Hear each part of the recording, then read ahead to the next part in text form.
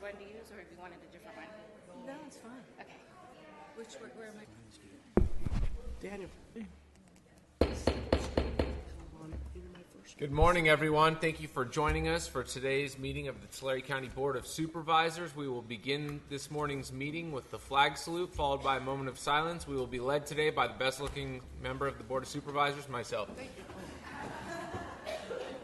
Ready? Salute. I pledge allegiance to the flag of the United States of America and to the republic for which it stands, one nation, under God, indivisible, with liberty and justice for all.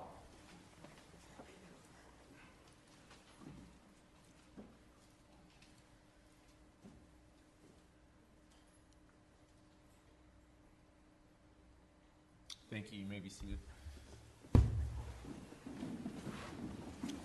Why not get started with a little bit of humor, right? So, okay, here we go. We're going to take up Board of Supervisors matters. I got Michael T. laughing down there, so that was pretty good.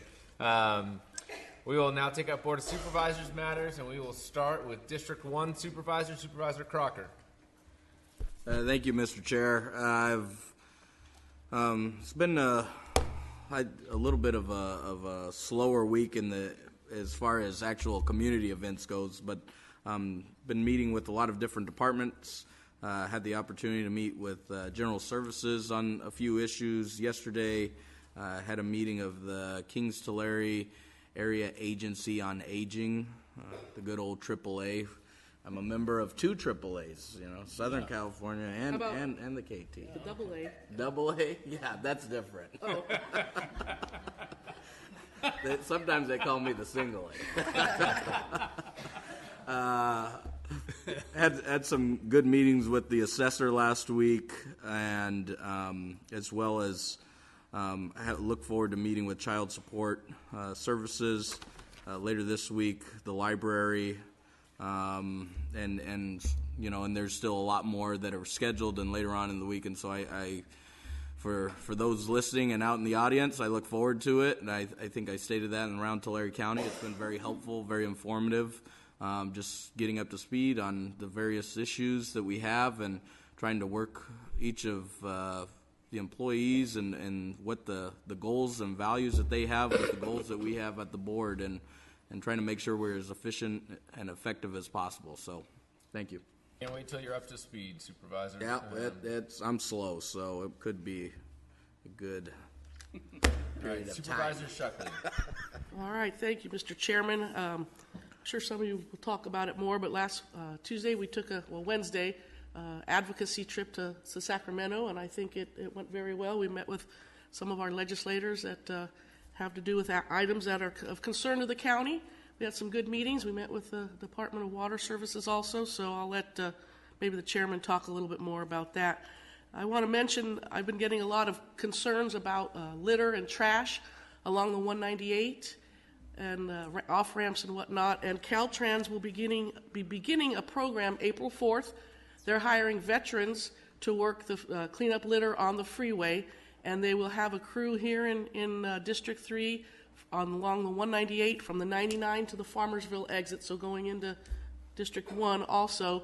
They'll have 3 crews of, I believe it was 68-person crews, but 1 crew will be dedicated to the 198 from that area starting April 4th.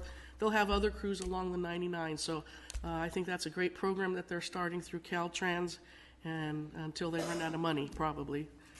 Also, I will tomorrow be attending the Common Threads luncheon. It's put on by Women in Agriculture, right, Trish? And so I will be at that. Also, on Thursday night, I will be attending the 65th anniversary celebration for Visalia Emergency Aid. And Friday, I'll be in Modesto for the San Joaquin Joint Powers Authority, which is the commission that manages the Amtrak throughout the counties, Tulare County being one of those that it passes through. And Saturday, I will be emceeing, I'm going to be emceeing the emergency aid event also. And Saturday, emceeing the Seroptimus Spring Fling here in Visalia at the Convention Center. So we got a busy week and a lot of good celebrations and fundraisers for a lot of good agencies in our area. That's it. All right, great. Supervisor Ennis. Thank you, Mr. Chairman. We're getting very close now to being able to sandbag the spillway at Lake Success. And the main factor and why we're being able to do this is because all the safeties of the dam has been brought back and the specs are right, and so they're going to let us hopefully fill it to 100,000 acre-feet of water. So that's great for the community and great for the farmers. This Thursday, I have the agribusiness luncheon in Porterville, and then that night I will be speaking at the Republican Women's dinner at Giovanni's. And next Monday we're having a joint meeting with the City of Porterville, Tulare County, and the Indian tribe on the moving of the casino out to the airport area. So that's all I have. Thank you. All right. Thank you, Supervisor. Last week we did have a very successful advocacy trip to Sacramento. We had some real key meetings and covered some issues ranging from the in-home supportive services realignment and that potential shift of cost back to the county. We do have temporary relief from that, I think, but I do think that it is on the governor's mind to pass that to the county, and that could cost us what we're predicting right now. It still remains to be actually finalized, but $4 million, and that's would be a very significant hit to the county.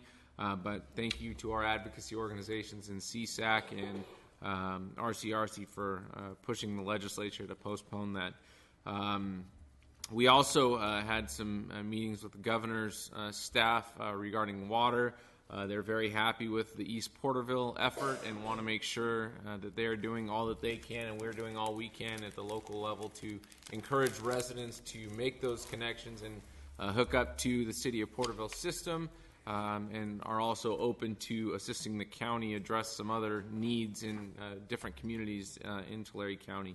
And then we also met with one of the state senate's staff I think it's Water, Parks, and Natural Resources, and they are very much interested in working with Tulare County and working with Caltrans, other stakeholders to eradicate and get rid of the dead trees in Tulare County's National Park, National Forest. They are interested in actually going on, using state money and going onto federal ground to get rid of the dead trees before they cause further damage to the forest and to Californians or tourists. So was very happy and enthused to hear that from them. Also, we'll be attending the Common Threads Awards luncheon this week, honoring women in agriculture. Sorry, Supervisor, I won't be sitting with you. I was asked to sit with one of the honorees who's being honored, and that's Betty Moorhead from Pixley. I want to congratulate Betty and her family for the great work that she's done helping to make Pixley and agriculture better. Then on Thursday evening, I'll be working with the Office of Education and their Choices program in participating in an evening event they are having in the community of Early Mart, talking to parents and students about alcohol and drugs and the negative implications that those decisions can have on their lives. I don't have experience, but I'm hoping to share some very positive guidance and direction and use my experiences to help guide the kids. So anyways, that's all I have for Board of Supervisors matters for me this week. We will now move on to item number 2. We are going to present a proclamation regarding the annual National Ag Week calendar art contest and recognize the week of March 19th through 25th as National Ag Week. Tricia?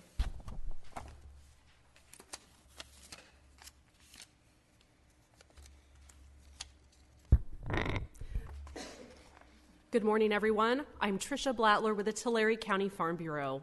We're always honored to be part of this week and to celebrate with you here locally some of the great achievements of local youth and to celebrate agriculture. While we're gearing up the PowerPoint, let me also share just a little bit about why we celebrate National Agriculture Week. So National Agriculture Week is celebrated each year to coincide with the arrival of spring. It provides us with the opportunity to recognize the producers of food, fiber, flowers, forest, and fish. Less than 1% of our population is involved in farming and ranching, but this small group of dedicated individuals and all the allied industry and personnel, many of which live and work here in Tulare County, feed not only this state, not only this nation, but also this world. Here in the United States, we are blessed with a safe, reliable, and abundant year-round supply of food, and we spend less per capita on food than any country around the world. I will just say that on behalf of the local Farm Bureau, we're celebrating 100 years this whole year long. This is our centennial. So this year's calendar took on a theme of celebrating a century of the farmer. And Chairman Vanderpool, do you want to do the proclamation now? Whatever you would like. I'm open to anything. I think we're going to do that first, okay. and then we will do the calendar. Do the children next. Okay, great. Sounds good.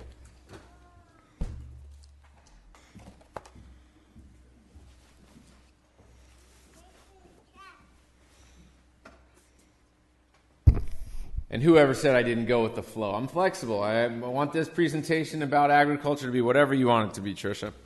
So it's my pleasure on behalf of the Tulare County Board of Supervisors to stand here and present a proclamation declaring March 19th through 25th, 2017 as National Agriculture Week in Tulare County. Whereas Tulare County's gross agricultural production for 2015 was $6.9 billion, Tulare County claims 45 $1 million crops, or crops that total in excess of $1 million in crop value to the county.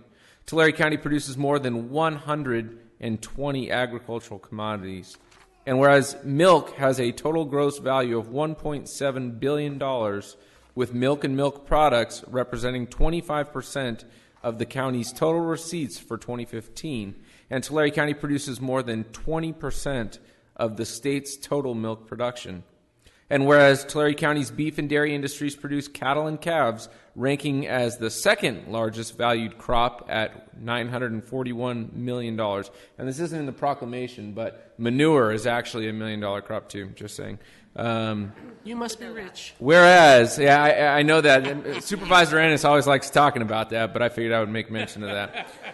Whereas oranges are the third largest crop with $819 million in production, with nearly half of the orange crop being exported overseas. And whereas grapes are the fourth largest crop with $643 million in production. And whereas Tulare County's fruit and nut crops totaled $3.2 billion in gross value. Now, therefore, be it resolved that the Tulare County Board of Supervisors do hereby declare March 21st, 2017 as National Agriculture Day and March 19th through 25th, 2017 as National Agriculture Week in Tulare County to celebrate the achievements of the men and women who work throughout the year in the agricultural industry. Signed by Kyla Crocker, Pete Vanderpool, Amy Shucklian, Steve Worthley, who's not here, and that'll matter to people later as we get to supervisor comments. I'm joking, Steve. And Supervisor Mike Ennis. So with that, it's my pleasure to present you with this proclamation.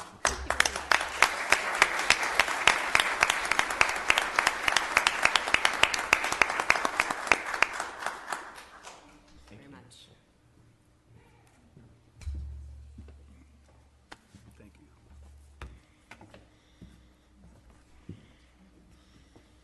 So with the arrival of spring and National Agriculture Week to serve as our backdrop for the annual calendar art contest, the Tulare County Farm Bureau has partnered with the Tulare County Office of Education to conduct the calendar contest for elementary and high school students for the past 20 years.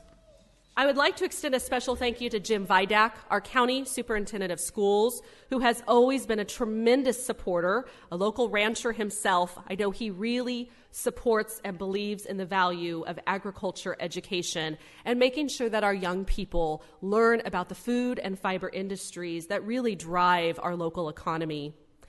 We started this program 20 years ago as a bumper sticker contest, and it later evolved into the popular calendar that you see before you today. And it wouldn't be possible without a team of staff that helps put all the pieces together. Rob Herman with the Office of Education is a huge partner and supporter of this effort and makes sure it all comes together with the printing and all the final details checked.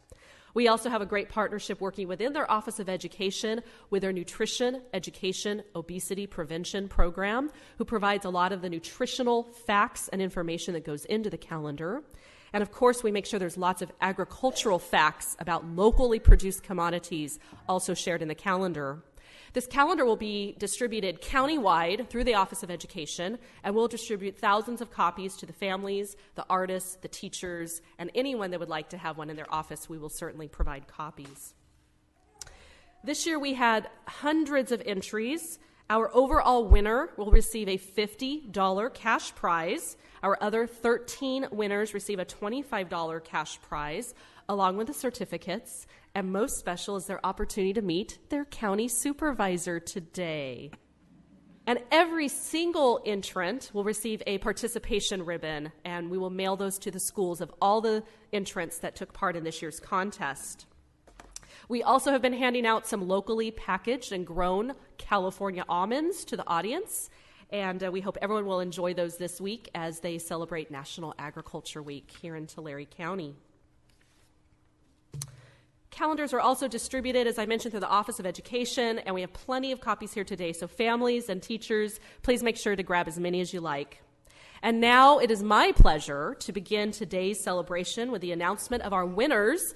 We do this in order of the district, so we'll have each supervisor come forth in order of their district number to greet their students, and we'll take some photos right here by the dais.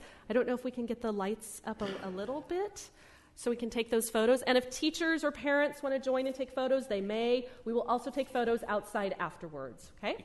Candace, All right, Mr. Candace. Kyler Crocker from District 1. turn down the dome light so people can see the picture. Your first recipient is Cecilia Avalos. And Cecilia is an 8th grader from Sunnyside Union School. Congratulations, Cecilia.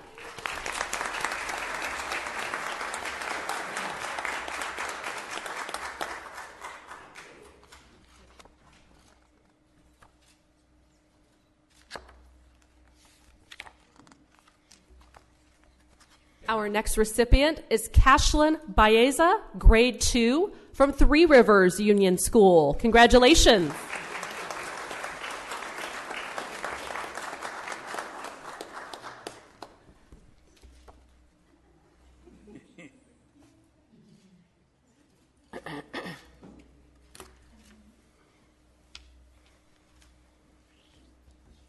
Thank you to the supervisor.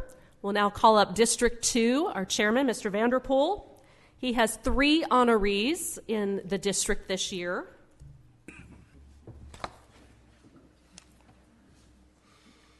Our first is Josias Diaz, a 7th grader from Early Mart Middle School.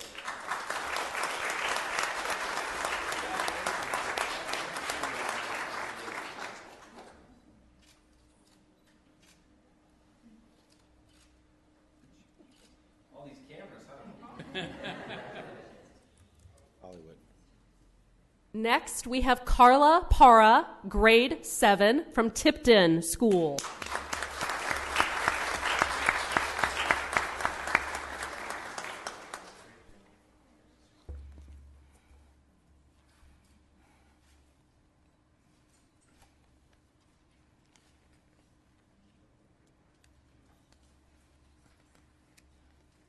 And we have Maya Rogers, grade 2, from Sundale Union School.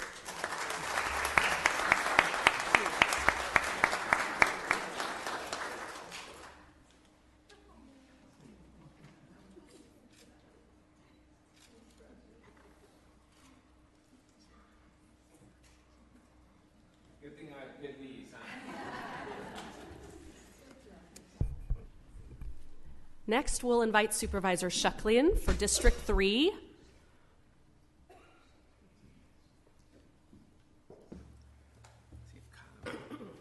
We're always excited when we see new campuses involved with the contest. And this year we had an honoree, Miss Madeline Mendoza, an 11th grader with the University Preparatory High School. Congratulations, Madeline.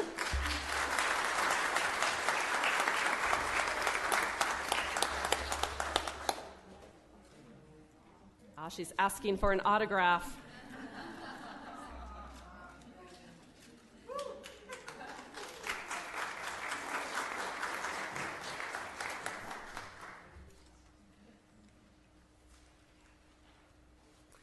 We next have a 5th grader, Maya Soto, from the Annie R. Mitchell Elementary School.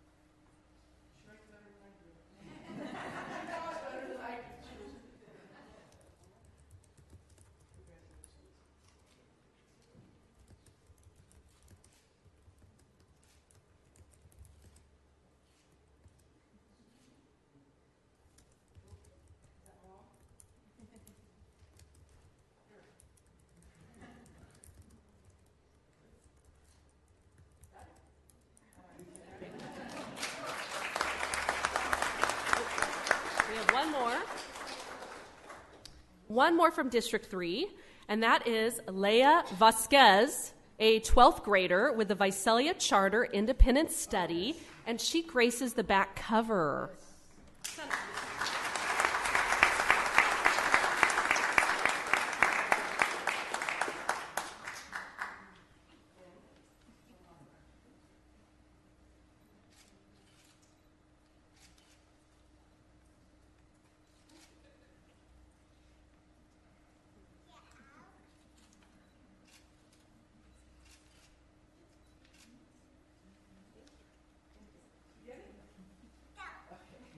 Thank you, Supervisor Shucklian.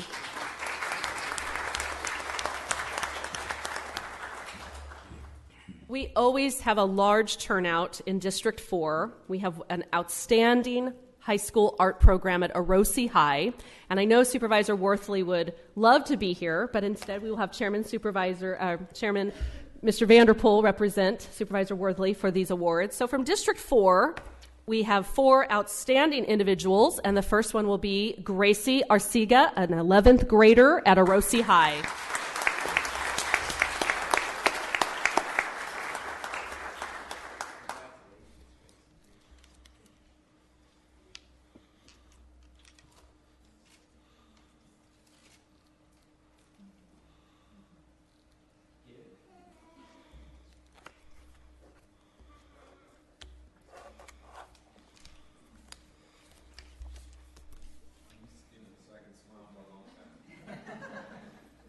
Next, we have Christian Carlos, a 10th grader at Orosi High School.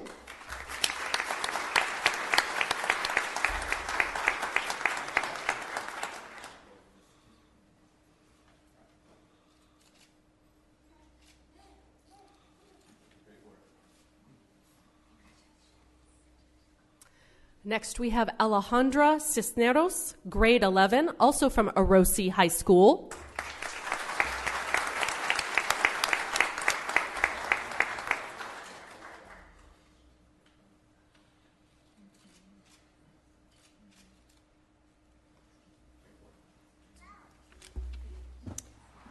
And you might recognize this name from last year.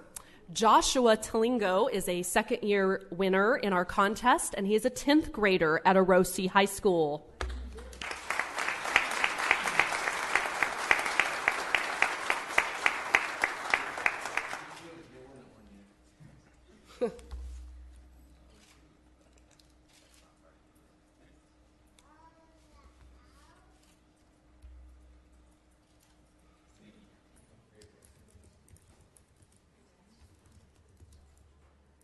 All right, we have one more honoree for District 5, and then we'll announce our cover winner. So if Supervisor Ennis can join us.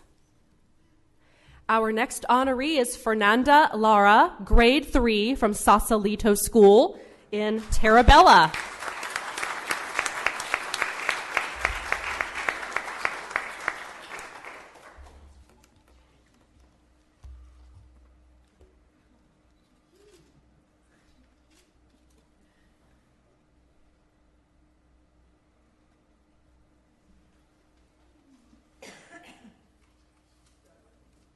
Thank you very much, Supervisor Ennis. And this year we are proud to announce that the overall cover art winner of the 2017-18 calendar is from District 2, Mr. Vanderpool, would you please invite up Yvonne Luther, an 8th grader from Sundale Union.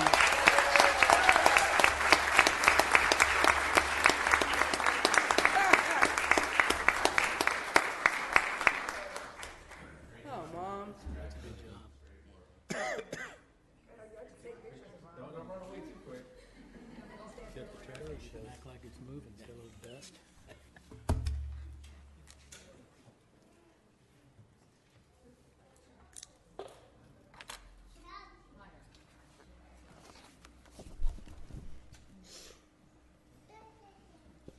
That's the first time District 2 has ever won all District 4. So great job.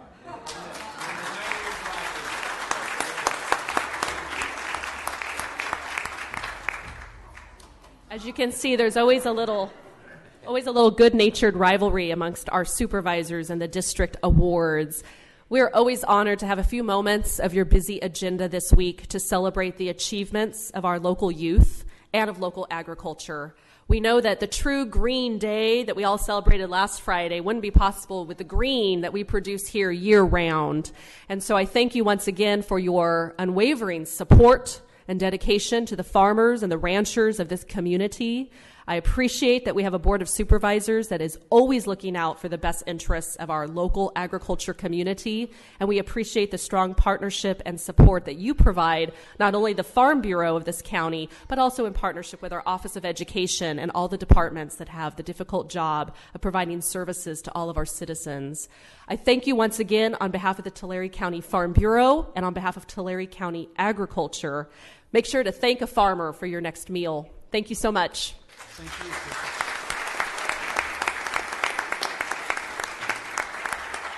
you. Would any of my colleagues like to make any comments real quick Yeah, I'd like to say a before few we words. excuse the kids? Yeah, it's always fun because you get to see these kids and how they, through their mind, what they see about ag and put it down on paper. So great job. I mean, all these pictures were great. It's hard to just have to choose one as being the best, but when you do look at that one that Yvonne did, the tractor's even got dust around the wheels like it's moving. So, I mean, there was a lot of imagination put into this. So thanks to all the participants, and good luck to you.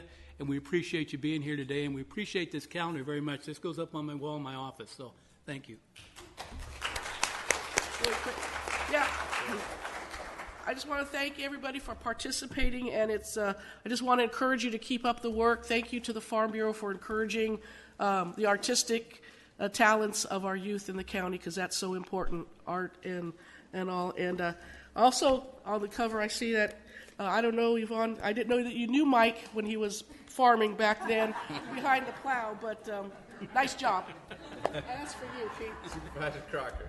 I just want to congratulate everyone again, and I think it's even it's great that in addition to the front and back cover and the 12 months, there's also additional featured recognition for additional students, and so I just encourage everybody to look at those. I was very pleased to see a lot of Sunnyside students and Three River students that additionally were in there, and go Plainview.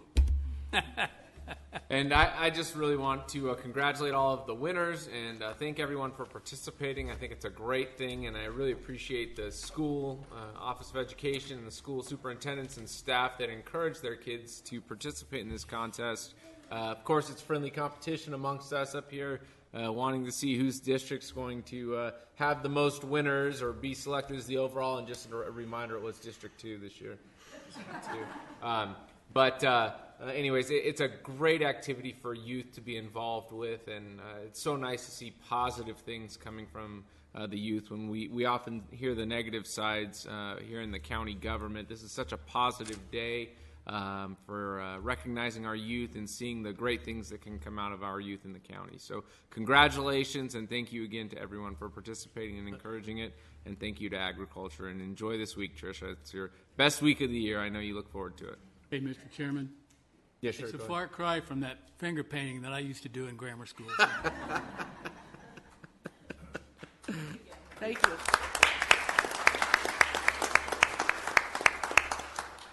All right. right, now we are going to move on our agenda to an item that, boy, I never thought I was going to see this day, Kathleen.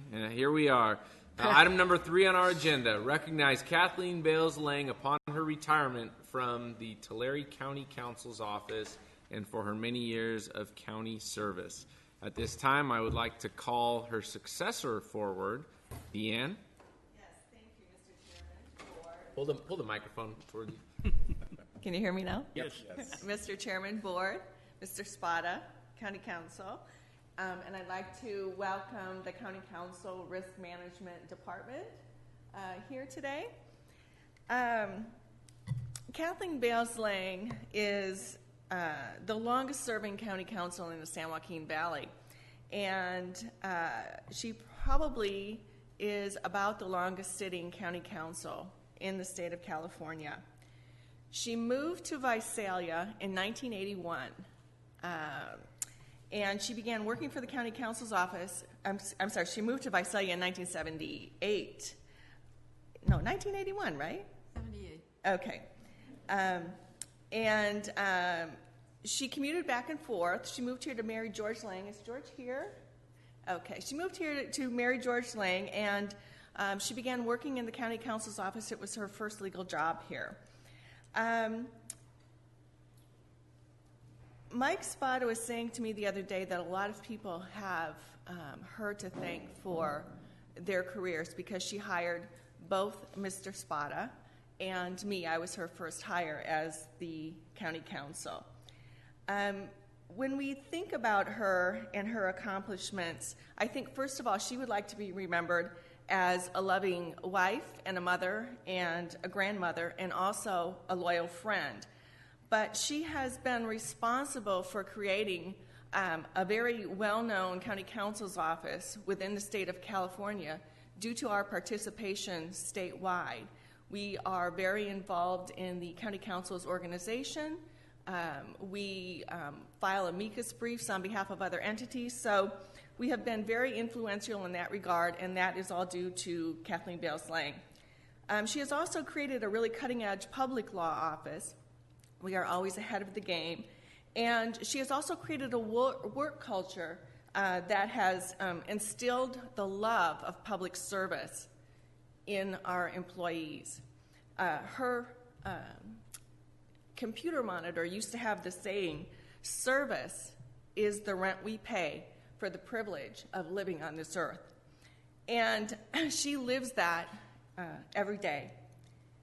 I think she would also like to be remembered as an attorney of the highest ethics and integrity. She is a true professional. She had the vision to move our office forward in the public law. She also is a great litigator. She loves strategizing. She loves the art of war. And she is a very generous and helpful mentor. I would just like to thank Kathleen for her many years of public service. If you look her up in Westlaw, you will find 380 hits.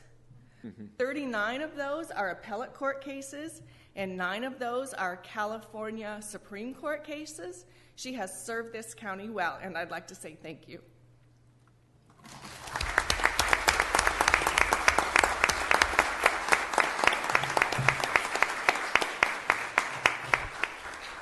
Well said, Deanne. At this time, we also have the presiding judge from the Superior Court of Tulare County coming forward.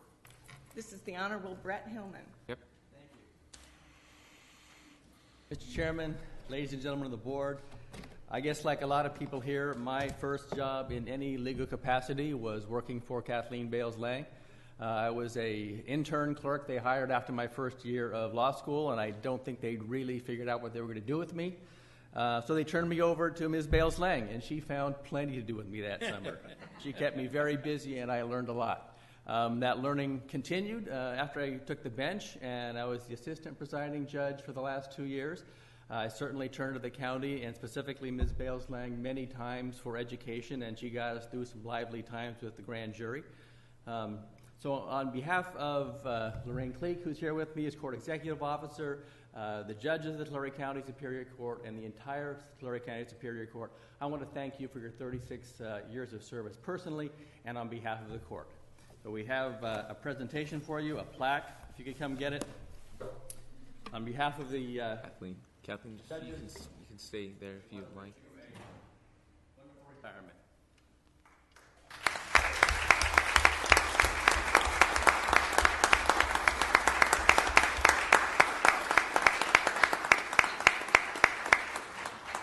And I believe our district attorney, Tim Ward, wanted to. Tim come today? He probably. Oh, there we go. Dan's here. Much better than. That was him crying up there much earlier, better wasn't than Tim Ward, anyway. So go ahead, Dan. Yes,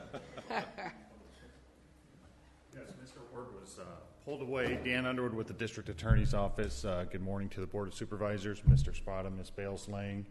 And we have a presentation to give you at your open house later, but he wanted to express his deep gratitude to you. And I would like to as well, since I came on board as Mr. Ward's assistant. You and your staff have always been extremely responsive, receptive, and helpful whenever we've had interdepartmental issues, and we would like to thank you for that and wish you the best in your retirement. So thank you.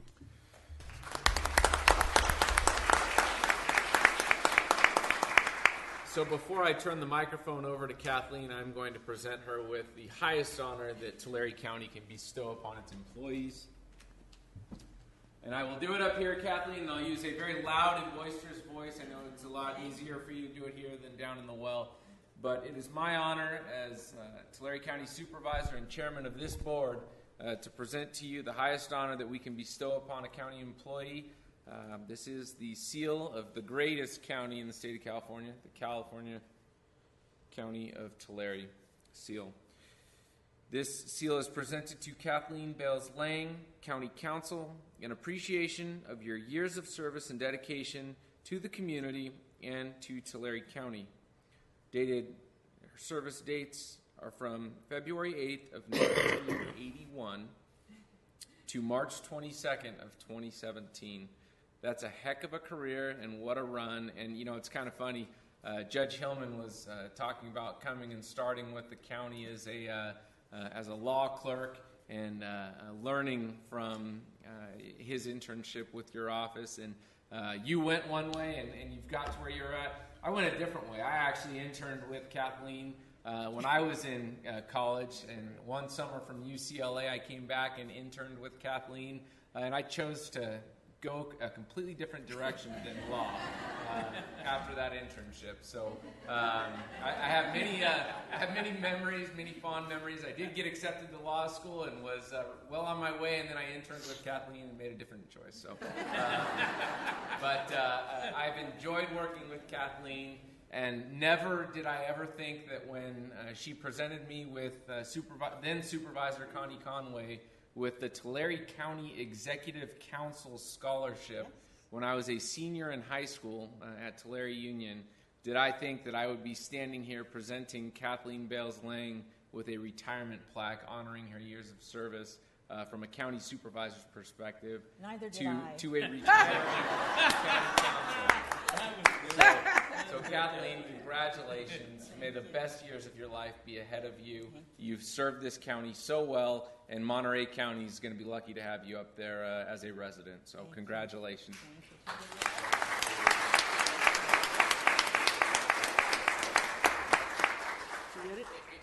Any supervisors want to make comments real quick? Here, Kathleen, you want to take a quick picture? Yeah, I'd like to just say a quick word. I came on the board in 2006, and Kathleen is the only council I've ever worked with, but she navigated us through some real turbulent times over the last 10 years, and one of those being our general plan and the different things we had to do there. But Kathleen has always been very strong, she's been very efficient, and she's been very knowledgeable of what we need to do in different circumstances. And I appreciate that very much, Kathleen, your guidance, keeping us on the straight and narrow, and helping this county to stay as strong as it has. So thank you, and thank you also for saving us so much money, people that wanted to take it from us. So thank you, Kathleen. Best of luck to you. You're well deserving of a good retirement, and hopefully for many years to come. So, good luck to you, Kathleen. We appreciate all you've done for us. Thank you.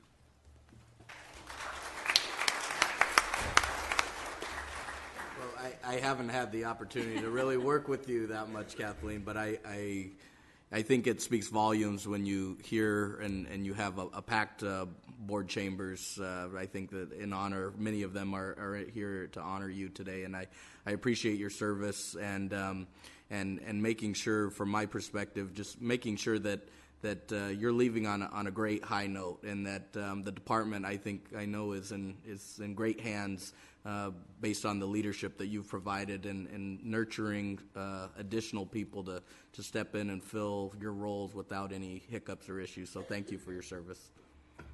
And the same here. Although we've only been on the board a few months, our paths have crossed many times throughout the years, being in the city of Visalia and different organizations. And also, I wish you the best in your retirement. Mm-hmm. Mr. Spada. Yes, thank you, Mr. Chairman, members of the board, ladies and gentlemen. Kathleen, I'd like to make just a few brief remarks in recognition of your stellar legal career, your extraordinary legal ethics, and your professional leadership. But most importantly, what I would like to acknowledge is your selfless generosity of spirit.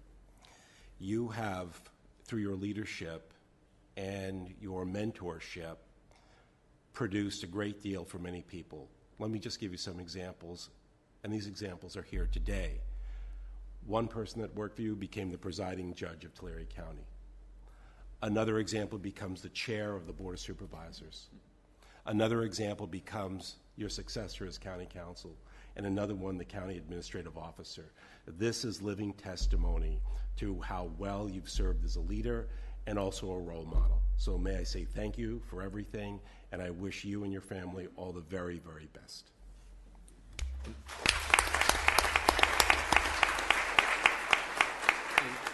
Kathleen, it is my pleasure for the last time to turn the microphone over to council and not ask if we have need for closed session yet, but ask for your commentary.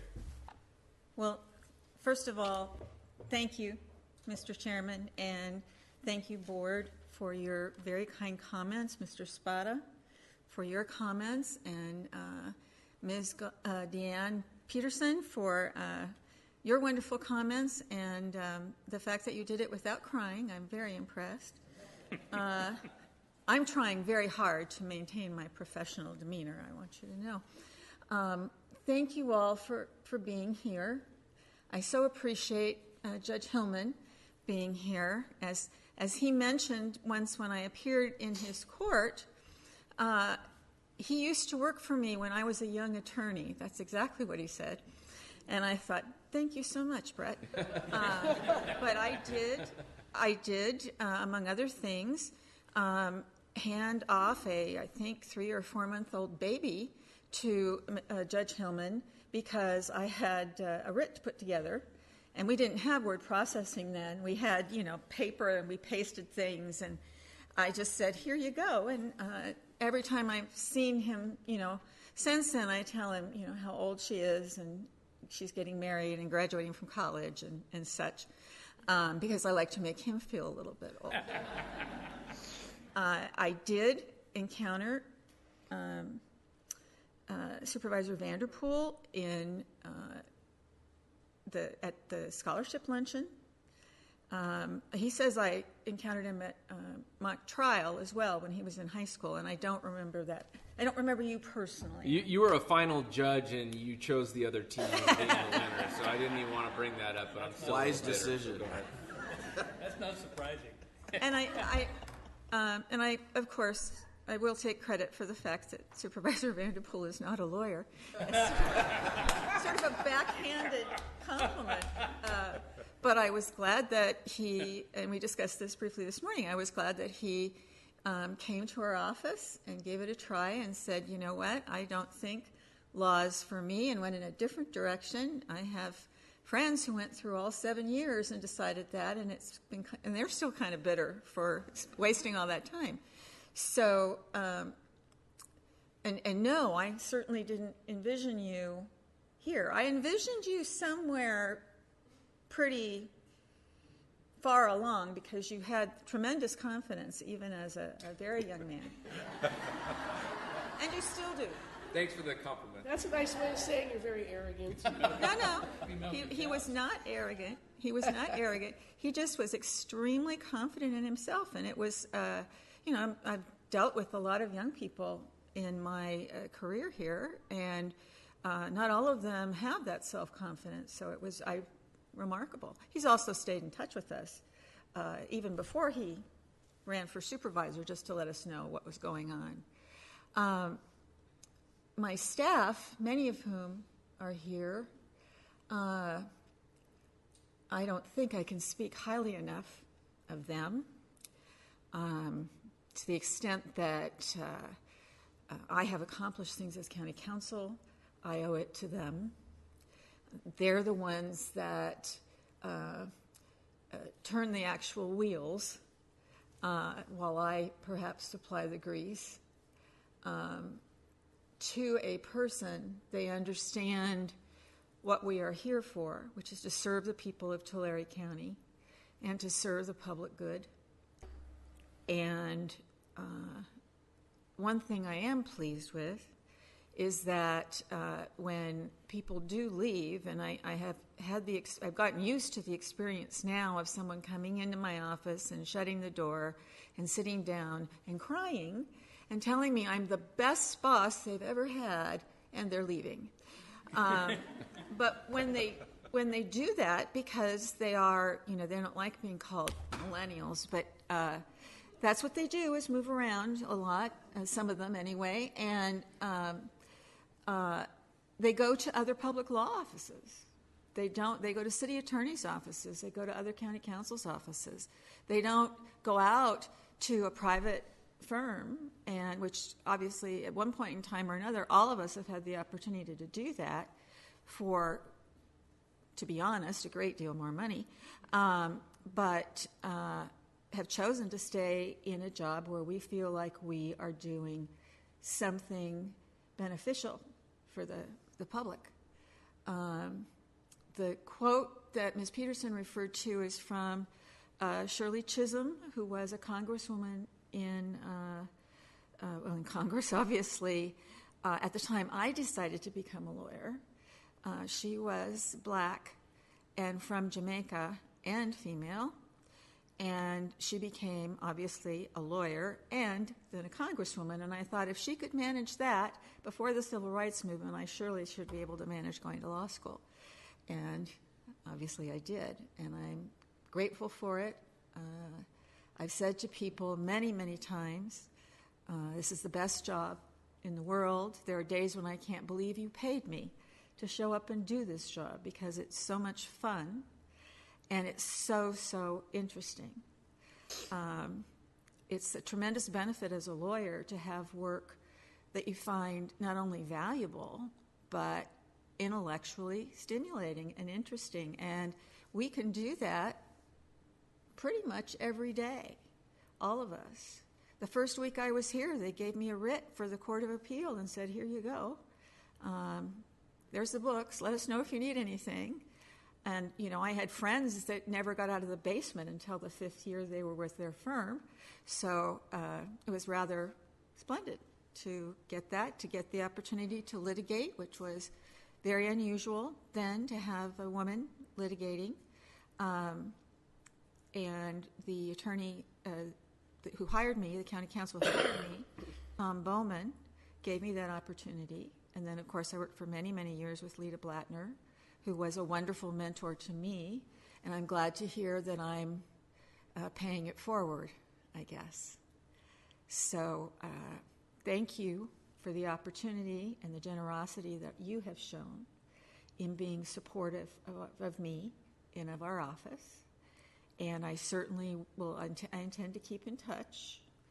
I have people sending me interesting articles from some of the local newspapers and things that call themselves newspapers. And so I'm keeping in touch with Tulare County and hearing about all of you and I will be keeping in touch with the office because I expect to hear growth from all of you doing splendidly, and if you leave the office for whatever reason, you will go on and have a public career with a public firm, or a private firm doing public law, or a public law firm.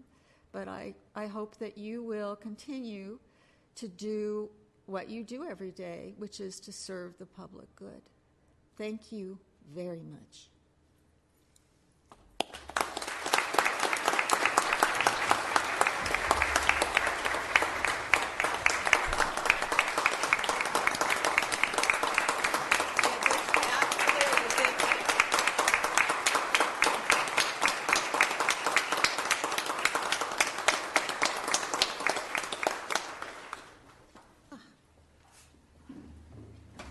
I was fine until the standing ovation.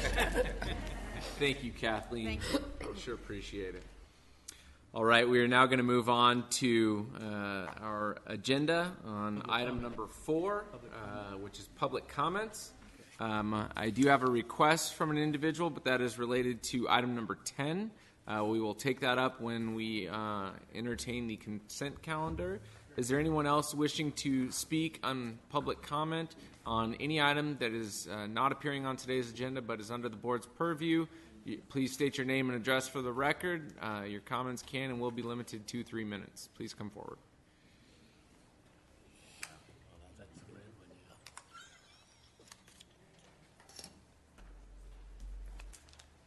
Chairman, Board, my name is Jason Shaw. I live at 19606 Road 28, Tulare, California.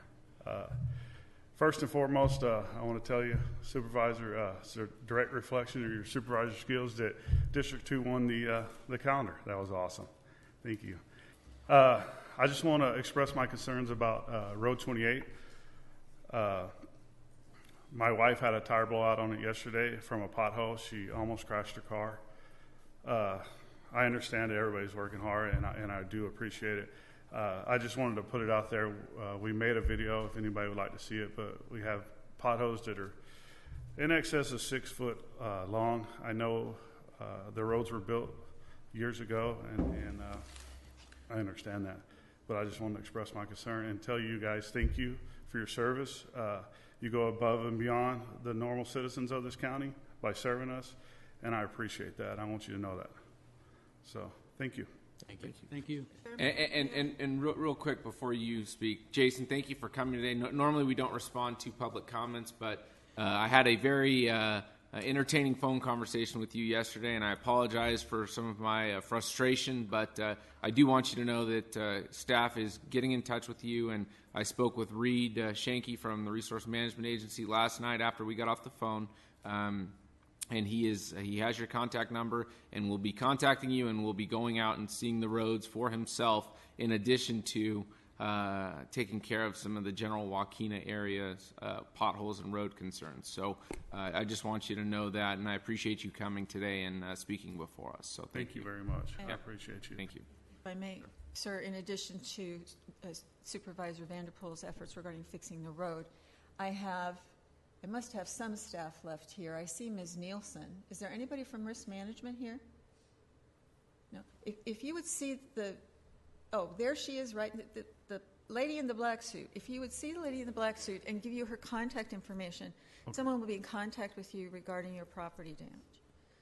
Okay. And they will address the property damage as well. Yeah, absolutely. And again, thank you for your time and your service. You're welcome. You guys are awesome. Thank you for coming today, Jason.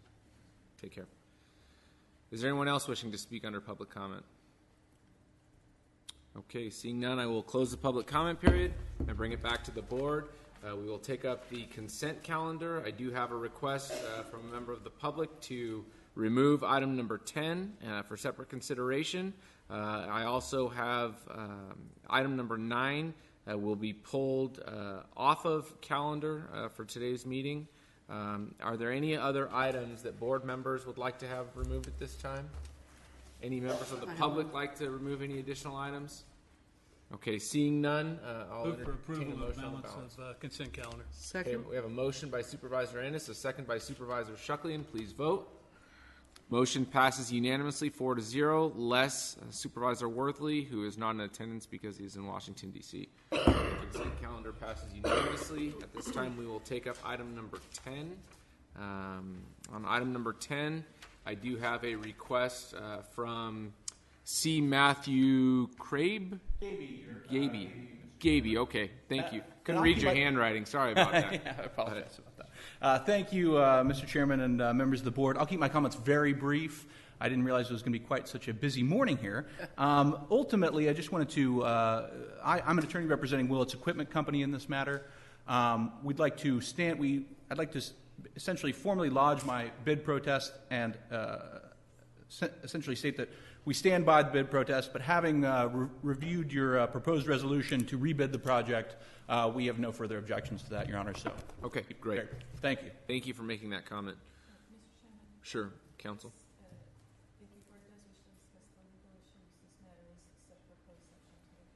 Any desire? No. Okay, thank you very much. Move for approval. Second. Okay, we have a motion by Supervisor Worthley, a second by Supervisor Worthley. I was getting ready to say less Supervisor, but Supervisor Ennis, second by Supervisor Crocker. Please vote.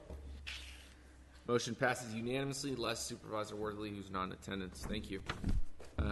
Next, we'll move on in our regular agenda and take up item number 15, which is a request from the Resource Management Agency to approve the Measure R program supplement to cooperative agreement to fund the farm to market program in an amount not to exceed 5 minutes. Come on, Hernan, I was waiting for you to get up there because I'm going to read the whole agenda item for you.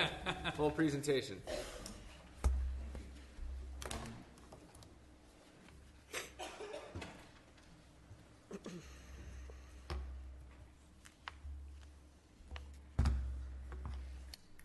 Good morning, members of the board, Mr. Chairman, Mr. CEO, County Council. Hernan Beltran, Chief Engineer with the Resource Management Agency. I'm here to request approval of a Measure R program supplement agreement in the amount of $5 million to fund the Farm to Market program. As a brief background on this project, RMA staff work hand in hand with TCAG staff and CO's office to develop and identify the farm-to-market system of roads in Tulare County. These routes are considered to be the backbone network of roads that serve the dairy, citrus, nuts, fruit, and fruit industries. These routes are also considered to carry at least 300 truck trips per day. Using the team-based approach, we were able to prioritize farm-to-market routes based on 5 criteria. These are goods movement, payment condition, traffic safety, agricultural commodity value, benefit cost analysis, which then led to prioritize the farm to market routes, prioritize the Avenue 280 and Avenue 144 corridors, which I will be discussing with you guys in the next slide. As a quick recap, on June 14, your board approved an advance of $5 million in Measure R local transportation funds for improvements of farm-to-market roads. As a result, there will be a reduction in allocations to Tulare County of $1 million in funds during fiscal year 2016-2017 through fiscal year 2021, totaling $5 million. Benefits for the advancement, staff believes that there'll be some cost savings due to anticipated raise in construction costs years from now.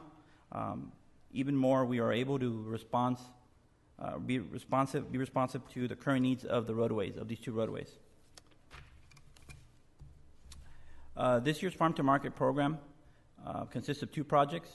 The first project is the Avenue 280 Overlay Project, which comprises of an asphalt concrete overlay and roadway improvements along the Avenue 280 corridor, starting from the Tulare Kings County line all the way to State Route 99, which is approximately 5 miles of road improvements that we're planning on doing.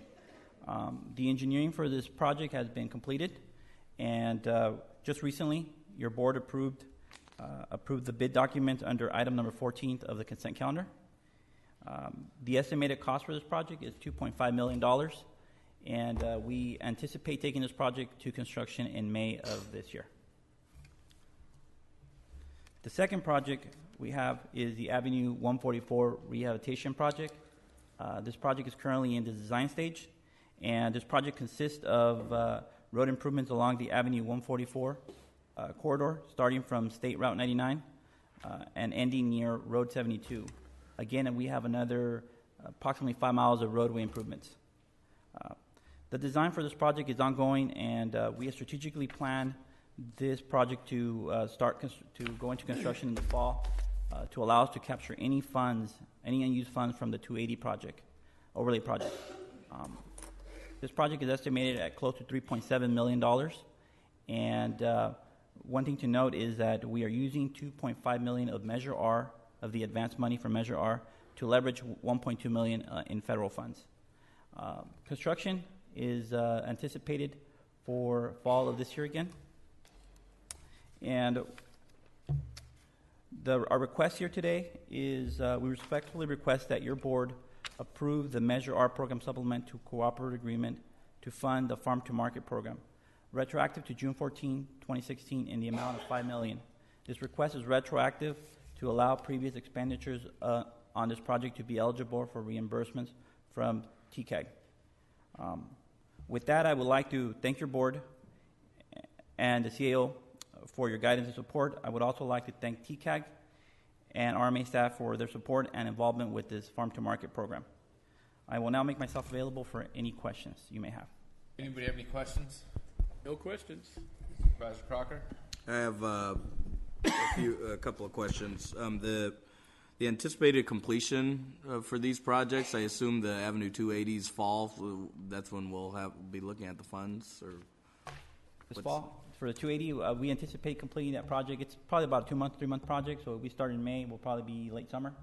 So the intent of going this May is to capture any remaining funds and applying them towards the Avenue 144 to expand the limits. We're trying to do more than the Road 72 alignment. And would the Avenue 144 be a similar time frame? That one depends on the scope. That would be in the fall. We're thinking September, taking this project out, bringing it to your board, like in August, so we could award and start construction in the fall, September, October timeframe. And then the other two questions I have is, what's the $1 million that we're getting a loan from? What's the percentage of our overall annual allocation? Is that? We typically get $4 to $5 million of local transportation funds. This is an advancement of $5 million from future money that we'd be getting. We would be paying it back starting this year, $1 million for the next 4 years till 2020, 2021. So one thing to note is that we're not paying interest on this advancement. Very good. And my last question is, or maybe it's more of a request, is the 5 different criteria that we utilize to determine these two projects. If there's a second tier of projects that once these were complete and we paid off the loans, if there was the next phase, what that looks like. We're actually currently adding more projects. This January, RMA brought to your board approval of the 2017 community projects or transportation projects, which also includes several farm-to-market routes. For example, we have the Ridgecrest Drive project in there, and we have, I believe, Road 156 in this project. So we are actually adding more of the farm-to-market, addressing more of the farm-to-market projects as well. Crocker's just trying to get some love in his district, so always. I just want to let you know that's what his ulterior motives are. But I'm not shy about that. I want to tell you, Hernan, again, when this was first presented to the board, I think this is a fantastic idea. Thinking outside the box, we heard earlier in the calendar art contest praises from the Tulare County Farm Bureau for this board's advocacy for agriculture. An effort to protect and further agriculture in our county. This is just further evidence of that. We have to get our agricultural goods to the market, and you're taking 2 critical corridors for that end and making that happen. So I think that's fantastic, specifically since one of them is in District 2. I'm very happy. I'm kidding. I want to see it all over the county, and you're going to be doing that. and it's going to happen. So very, very supportive, and I appreciate you bringing this forward. Is there anybody here wishing to speak from the public regarding this item? Mr. Theodore Smalley, gracing us with his presence. He saw an empty microphone and couldn't resist. Go for it. I'm well trained. Ted Smalley, Director, Tulare County Association of Governments. First of all, I want to thank you, board and CAO, for working so hard on this partnership. This is an idea, actually, Supervisor Vanderpool, when he was chair of the TCAG a number of years ago, challenged staff to look at. We hired a staff a number of years ago, Derek Winning from our office. I want to give him credit. He took this, elevated it, and worked with the county. This is a unique partnership. We also worked with the Farm Bureau on this. It's performance-based, as the staff alluded to. And from our standpoint, we are looking at working on roads that have the equivalent of 3 to 5 million cars a day on them because of the equivalent of trucks to cars. That's what these roads are. In fact, the one 280, I believe, has 600 trucks a day. That's nearly 6 million cars equivalent pounding that road. And so my compliments to the county. We're excited about this. And the TCAG board voted unanimously to support this program. No one else that I know is doing this. So it's setting the stage, and hopefully in the future, if there is a program, we can get the feds to recognize the importance. We already have the program set up. So very happy to offer our support, and thanks for the partnership.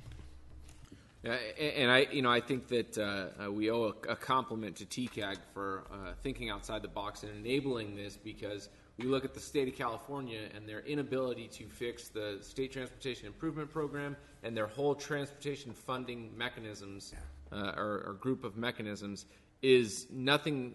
It's a reason we can't count on outside help to come in and fix some of their obligation because of the fees they receive from our county for that means. So I'm very glad to see that we're taking our own destiny into our own hands and doing something about that. So. Well, and this 144, if you look at it, you've got a lot of traffic there from the folks that go back and forth to Corcoran Prison. That's their main route. Plus, you got Young's Commercial Transfer has moved their facility to Tipton, and they haul all the juice oranges, and then they haul a lot of tomatoes. Probably one of the number one commodity haulers in the state. So this is a very good choice. All right. Thank you very much. Sure appreciate it. Anyone else from the public wishing to comment on this? Okay, seeing no one, I'll bring it back to the board for Move action. for approval. I have a motion from Supervisor Ennis, a second by Supervisor Crocker. Please vote. Motion passes unanimously 4-0, with Supervisor Worthley not being in attendance. We will now move on to Mr. Spada's highly anticipated delivery of mid-year budget report for fiscal year 2016-2017. Thank you, Mr. Chairman. Members of the board, ladies and gentlemen, first let me say it is a team effort, and the presentation will be represented in that fashion as well. Before I begin the formal presentation, let me begin by saying that it is both a pleasure and a privilege to serve as your county administrative officer and to present this report about our mid-year budget today.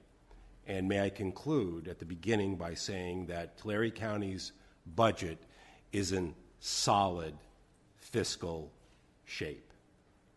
We expect, as you will hear, that your spending plan, your adopted budget that was approved last September is on track, and it will fulfill expectations, and maybe it will even exceed expectations, but we are definitely on track to be consistent with the financial goals that you had set through the adopted budget.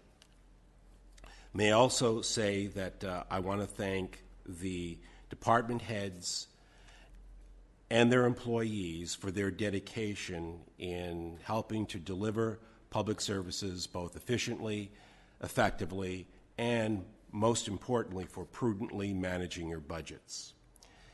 May I also thank the staff of the Board of Supervisors for their material assistance throughout in helping the County Administrative Office in deliver the services to your board and to the public. Finally, may I thank the dedicated staff of the County Administrative Office for their hard work and their commitment to excellence, particularly with respect to all matters budget, finance, and economics. Having made those preliminary remarks, may I go through the overview of the presentation at this time?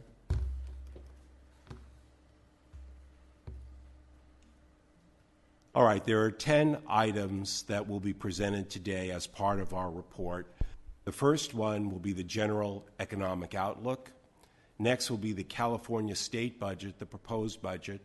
Then we'll turn to a local perspective of the California Consumer Price Index, assessed value, and sales tax. We focus on assessed value and sales tax because that represents about 80% of our general purpose revenue with which we run this county through the general fund.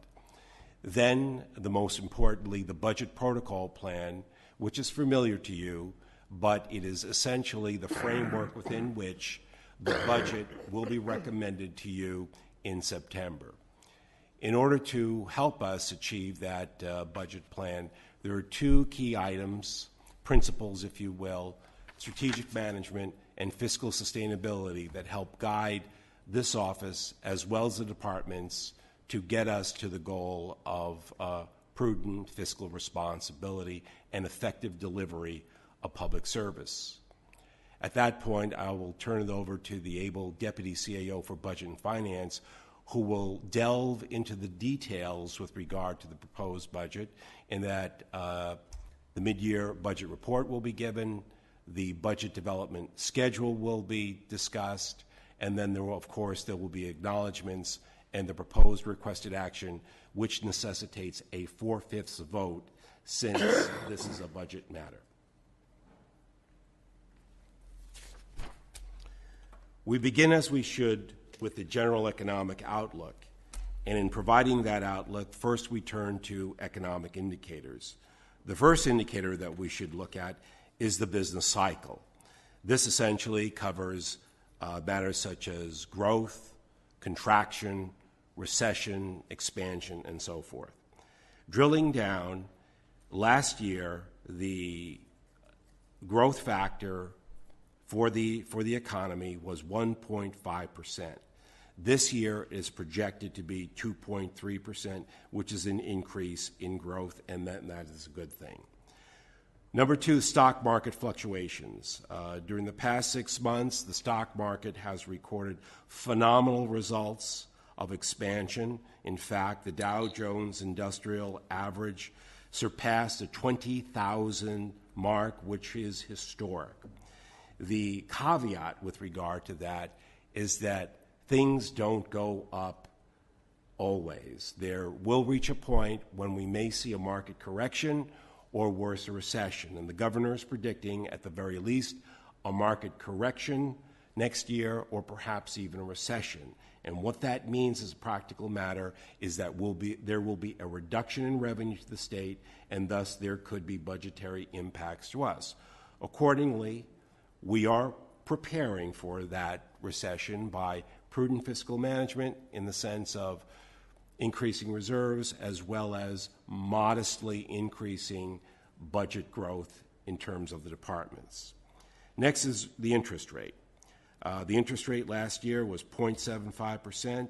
It is predicted that for 2017, the interest rate will climb to 1.25% based upon reports from the Federal Reserve Bank.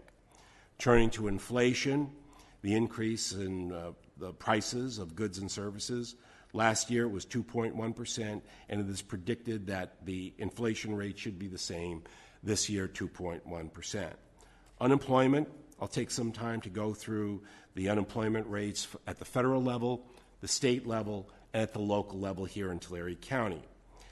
At the federal level last year, the unemployment rate was 4.9%. At the national level, it is expected to decrease this year to 4.7%. Turning to California, the unemployment rate last year was 5.4%, is expected to decrease to 4.5% in California. The news in Tulare County is the same. Last year, the unemployment rate was 11%, and it's predicted that the unemployment rate in Tulare County is 11%, which is double the unemployment rate at the state level. Turning to building permits, last year we had a very successful year. 4,600 building permits were issued by the Resource Management Agency for a building permit value of $325 million. As of February this year, the building permits were 2,755 with $128 million in building permit value.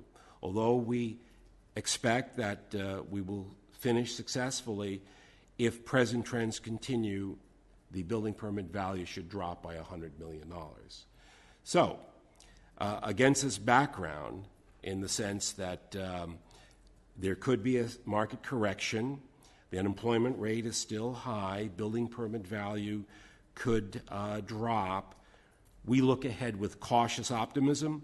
We're going to prepare for a potential correction and downturn, which means, in effect, that for budget planning and growth, for the adopted budget as proposed by this office, again, the principle of fiscal sustainability should be our guiding criterion.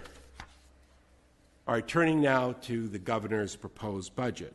There are three areas that I will cover: the proposed budget, what are the economic challenges for future years, and special areas of budget concern. All right, turning to the governor's proposed budget.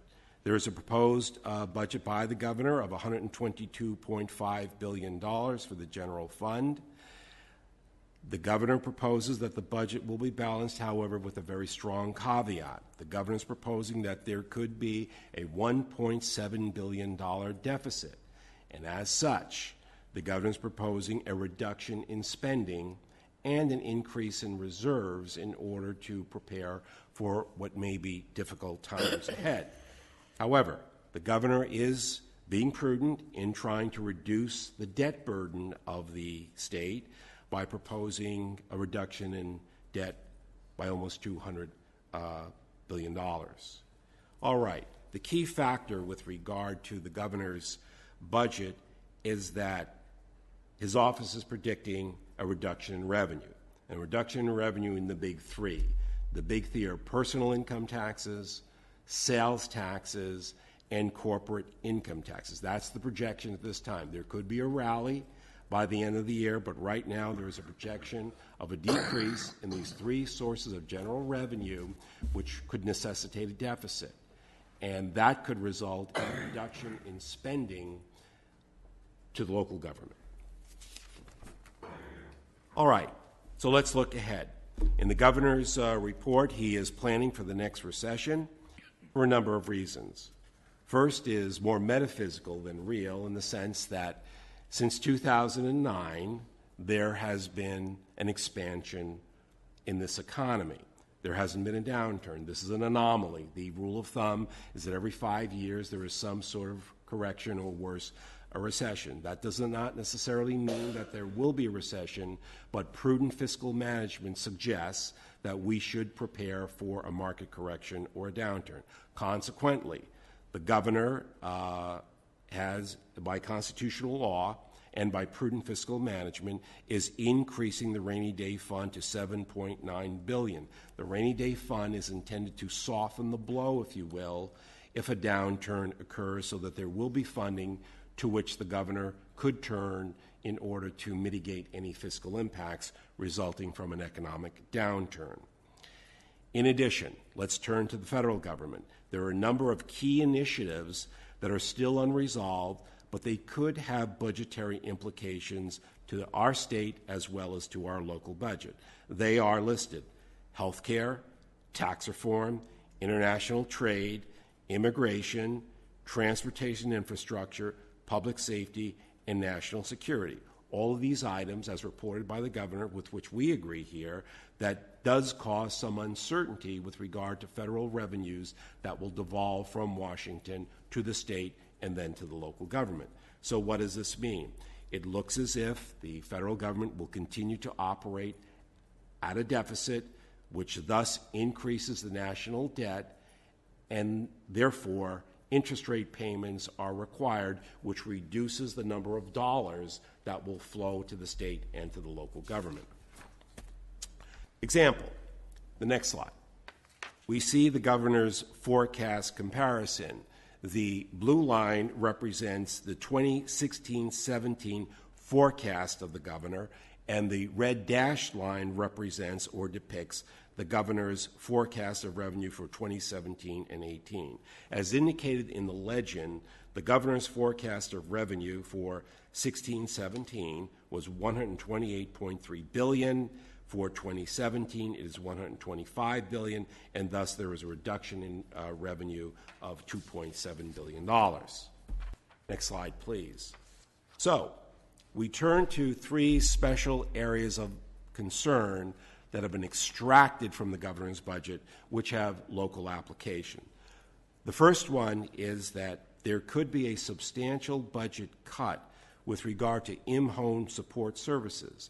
In other words, the governor is proposing that effective July 1, unless there is some kind of legislative compromise, which is in the mix right now, but unless there is some legislative compromise, Tulare County will suffer a $4 million impact to its general fund, which thus generates an application of those dollars in order to meet the effort for in-home support services. Based upon our trip, Mr. Chairman, to Sacramento last week, as you adroitly indicated, there is heightened activity in the legislature to ensure that at least this hit to the general fund is deferred for another fiscal year, but we don't know, and thus we have to assume at this point that that negative financial impact will occur to Tulare County. Next is transportation and infrastructure.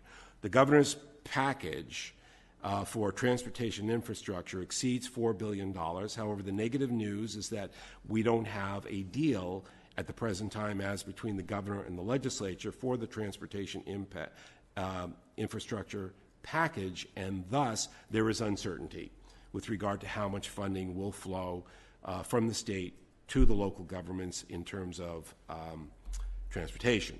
The final item is local public safety. As this board knows very well, the U.S. Supreme Court a number of years ago had issued a decision that California must reduce its prison population, and thus there will be an increased obligation on the part of local government, Tulare County in particular, to address this. Accordingly, during the past couple of years, Tulare County has been very aggressive in trying to obtain grants from the state in order to build local detention facilities. And although through AB 900 and other community corrections initiatives, there is funding flowing to the government, there will be a budget gap, if you will, with regard to staffing those facilities, operating those facilities, and also providing health care services. So through your leadership, Mr. Chairman, and the rest of the board, you have seen to it that we stay ahead of the curve with regard to this. We will be preparing a strategic financing plan that will address, among other things, these key budgetary issues associated with local public safety. All right, the next slide indicates an outline of three areas that I will cover: the California Consumer Price Index, local assessed value and property taxation, and sales tax, in particular sales and use tax allocation, and Prop 72, otherwise known as our public safety sales tax. All right, with regard to the California Consumer Price Index, this is important for a couple of reasons. First, it indicates the measure of the average change over time in prices paid by urban consumers for a basket of fixed goods and services. Examples are food, housing, transportation, and medical care. As you will look at the chart for 2016-17, the CCPI, or Consumer California Price Index, was 1.25%. It's projected to be 2.619%. The other reason why this is important is that the CCPI, as a matter of constitutional law, reflects the inflation factor associated with the base year for assessed valuation. Last year, the inflation factor was 1.25%. This year, it should be 2% because, as a matter of Article 13A, Section 2B, the inflation factor cannot exceed 2% on an annual basis. And that now leads us to local assessed value and property taxation. The top bar in purple for 2017 is an estimate of the total assessed value in Tulare County for all taxing entities, not the county alone, but for all public taxing entities, and at the same rate of increase as last year, which was 4%, it is estimated that if it increases 4%, the increase in assessed assessed value, as I should say, will be $32.8 billion. Last year, 2016, it was $31.5 billion. That's a 4% increase. However, if we look at a 2% increase, which is more modest, more conservative, and probably more in keeping with what may actually occur, that would be a $630 million increase instead of the $1.3 billion increase as projected if we go at the same clip that we did last year. Sales and use tax allocation. Last fiscal year, 2016, there was an $8.9 million allocation of sales and use tax in Tulare County. It is projected for 2017 that there be a $9.4 million increase, approximately a $500,000 increase. However, when we turn to Proposition 172, the public safety tax, we don't see as good as news as we just reported. Last fiscal year, the sales tax for Prop 172 was recorded at $30.6 million, and this year it is projected to be $27 million, or a $3.6 million decrease. So overall, sales tax, which represents about 23 to 25% of our budget, there'll be a drop of $3 million. So that leads us to what should we be doing in keeping with principles of prudent fiscal management. Well, we have a budget protocol plan, and it's a 5-part plan as follows.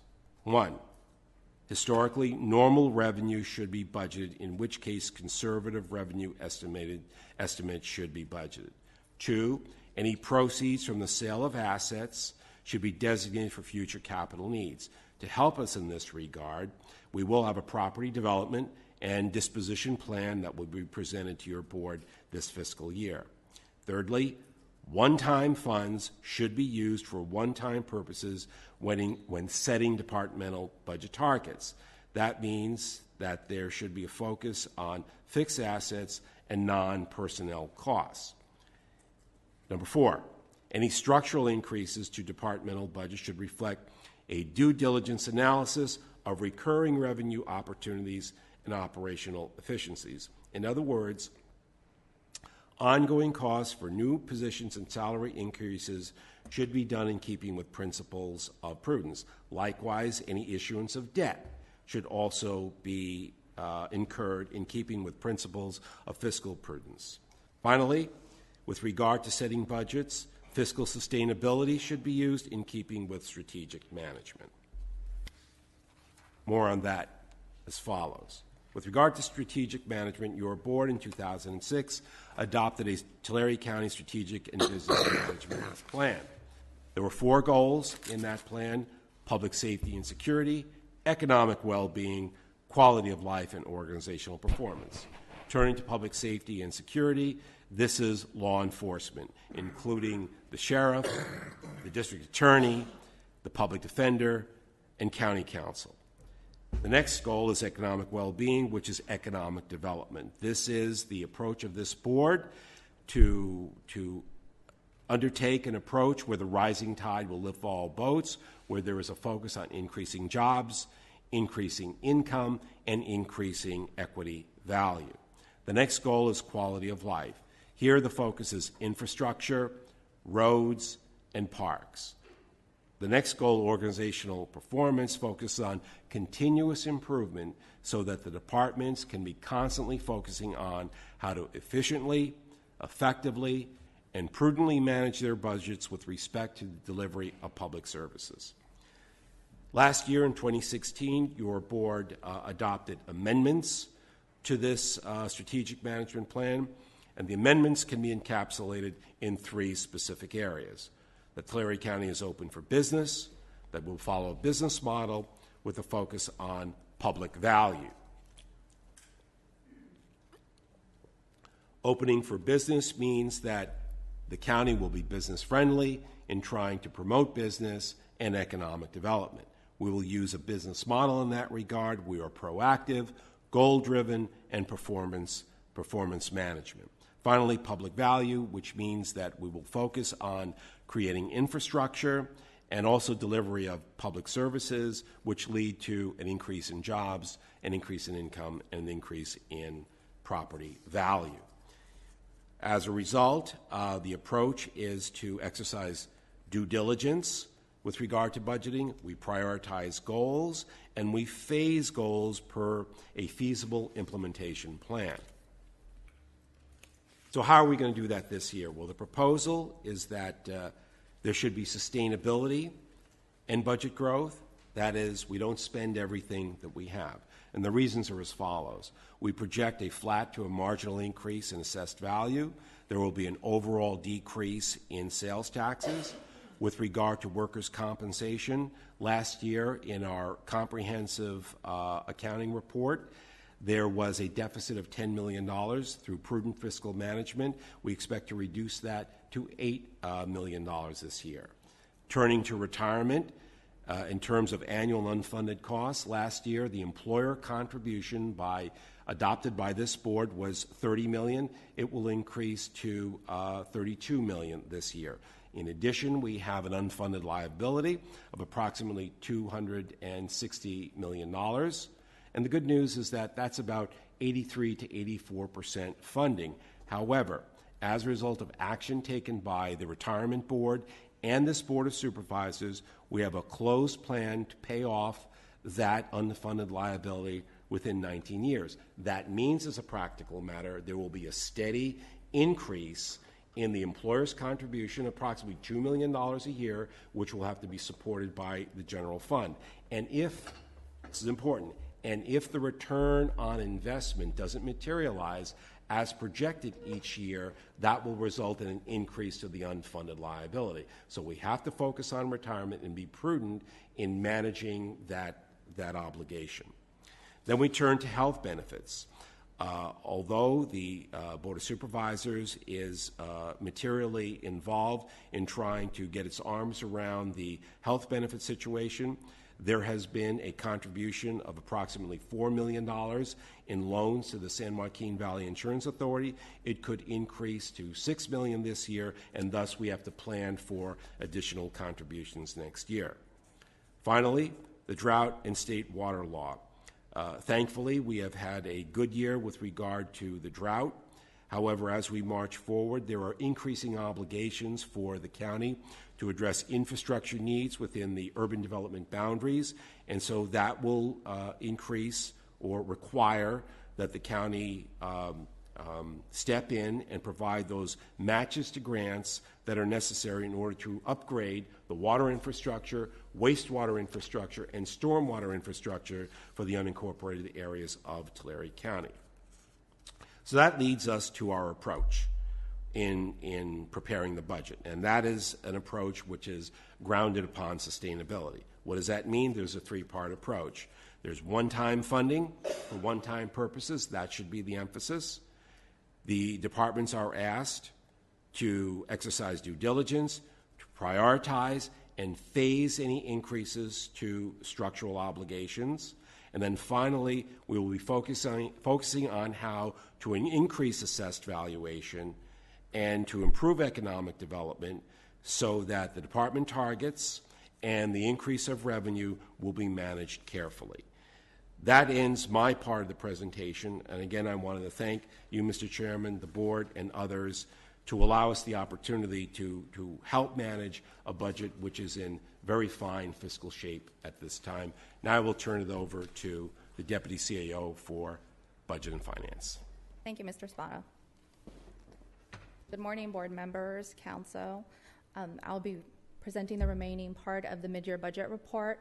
The slide before you, it highlights the items I will be discussing: the mid-year budget review for fiscal year 16-17, the general fund budget, which includes the 5-year summary, revenues and expenditures, and the proposed mid-year budget adjustments, and the budget development schedule.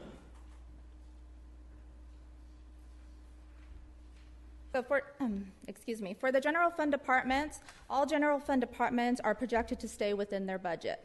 So believe me, I was very happy. That's a great projection. For the first 6 months of the year, general fund revenues collected at 37%, while general fund expenditures have expensed at 51%, which is consistent with prior year amounts. The current structural fund balance is approximately $6 million, to be exact, $5.8 million, primarily based from contingency and miscellaneous admin. The only outside fund expected to exceed its net county cost is the aviation fund, and it's going to be a little over $1,300. So all the outside funds are going to remain in balance as well. So this slide represents the general fund budget only in a 5-year summary. For fiscal year 16-17, the amount here is $715 million approximately, and currently we have budgeted for 4,087 employees in the general fund budget. And this amount is, as you can see, it's steadily increasing from prior years, not very much, but it's still consistently going well. So this colorful chart is the mid-year general fund revenues, and it's over the last 5 fiscal years. The green numbers on the top represent the budgeted amounts for each fiscal years. The black numbers more in the middle lower area represent how much has been used up, or in this case it's revenues, how much has been received in the first 6 months of the fiscal year. So for fiscal year 16-17, 37% of our revenues, which is roughly $257 million, has been collected. And if you look at the prior year, 15-16, it's well in line. It's pretty much exactly the same. So now if we look at the expenditures, the slide is quite similar, and the top green numbers represent the budgeted amounts, and then the black numbers represent what's been used up for the first 6 months. 51% has been expended, which is exactly the same as where we were last year at 51% being expended in 15-16. So roughly we've expended $362 million of our $716 million budget.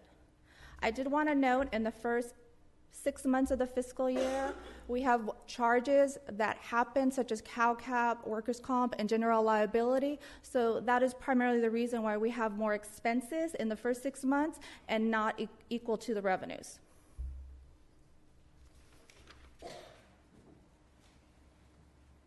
This slide is the proposed mid-year budget adjustments for each of the various departments. And I thought I would take the time to highlight noted items from each of the departments. So for the sheriff, that $1.1 million totals a lot of different items.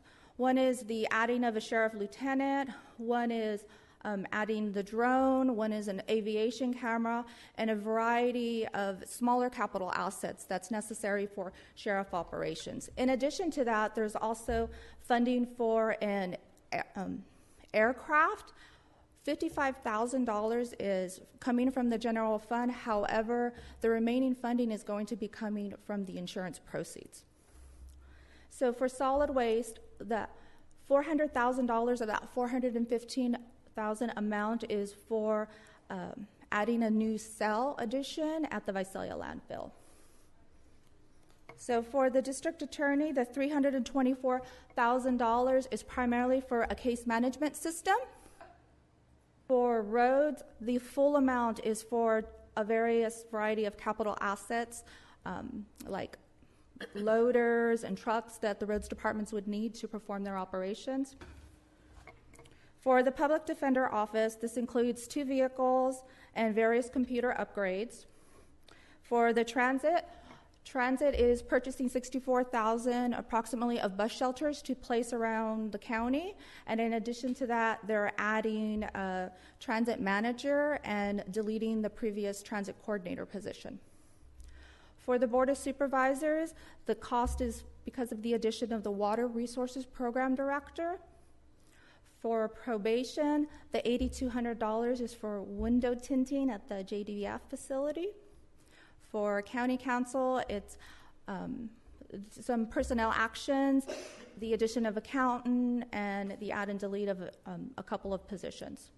And for the County Administrative Office, it's the add and delete of an analyst. So now I move to the budget development schedule. So on the budget development schedule, I just want to highlight three important dates, I will say. So the first date being September 1st, 2017, the recommended budget will be brought to the Board of Supervisors. The next date I'd like to highlight would be September 12th, which is the day the final budget hearings will begin. And then the adopted budget book will be brought to the Board of Supervisors by the county auditor on and around November 21st. So those are the key dates I wanted the board to focus on.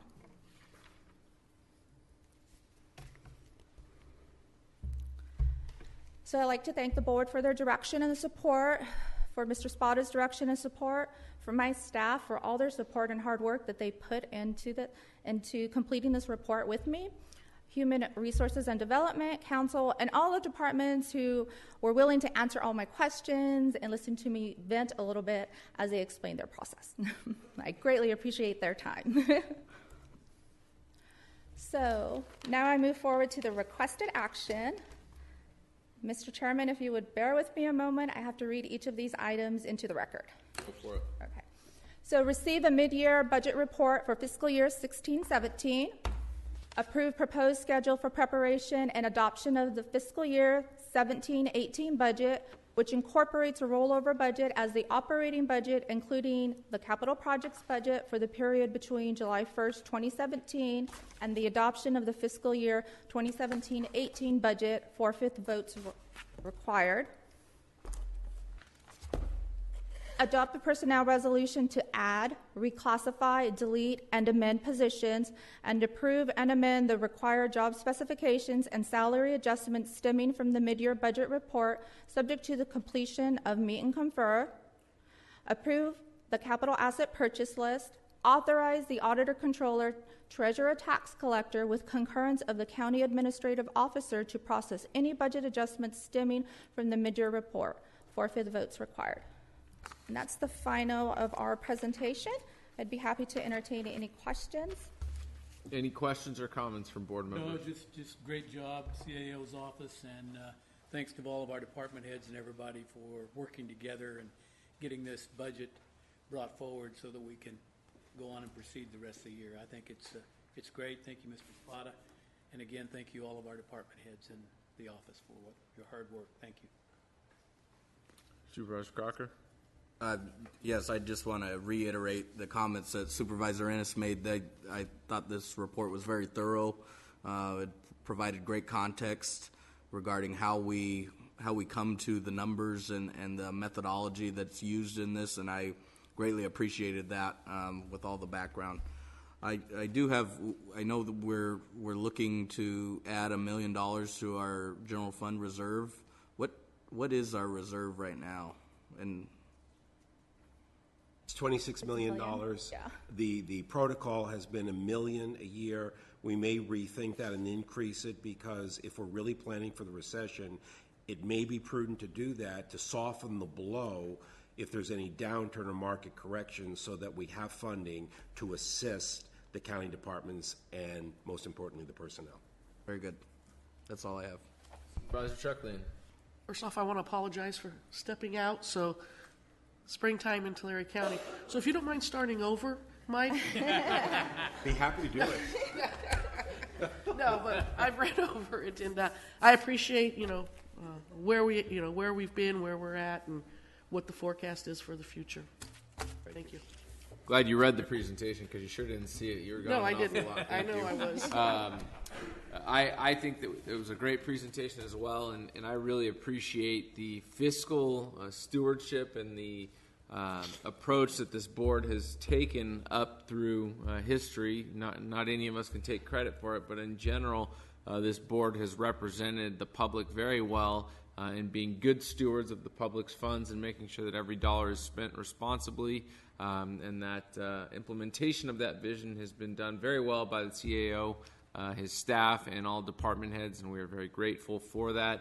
It gives us a good idea of the base of which we are working from, looking to the future as we forecast what our next budget's going to actually be looking like and what the year will look like here in Tulare County. I appreciate the presentation, and we'll open it for any public comments at this time. Okay. Seeing none, and I will bring it now back to the Board of Supervisors for discussion and or action. Move for approval. All right, I have a motion from Supervisor Ennis. Second. Second from Supervisor Crocker. Please vote. Motion passes unanimously, 4-0, less Supervisor Worthley, who is not in attendance. Thank you for attending today's open session of the Tulare County Board of Supervisors. Council, for the last time, do we have need for closed session? Yes, Mr. Chairman, you do. Item A is off agenda. The remaining balance of the items listed, B through F, are on your board's agenda. I do not anticipate any announcements. Thank you very much. Thank you for attending today's meeting. Have a great week.